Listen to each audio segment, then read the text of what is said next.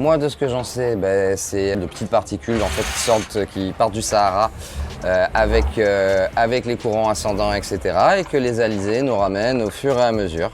La brume de sable, je sais que c'est du sable qui sort de l'Afrique et qui est transporté par les alizés.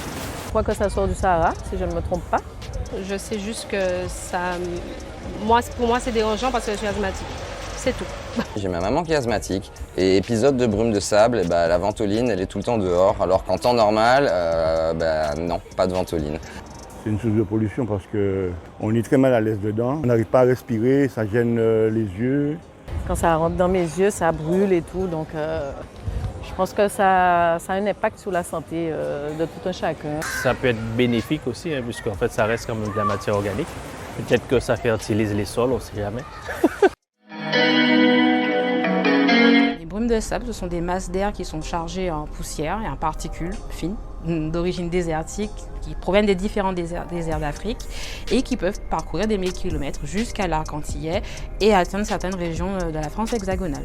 Les brumes de sable ont un impact sur notre santé en entrant profondément dans notre appareil respiratoire, donc induisant des irritations, déclenchant certaines maladies cardiovasculaires, en entraînant des irritations au niveau des yeux et on peut aller effectivement jusqu'au cancer. Les observatoires de surveillance de la qualité de l'air informent la population sur le niveau de la qualité de l'air et sur les dépassements des différents seuils qui sont définis pour la protection de la santé. Donc, quand effectivement une alerte est lancée, il est important de respecter certaines recommandations. Donc, éviter par exemple de pratiquer un sport de forte intensité en air extérieur.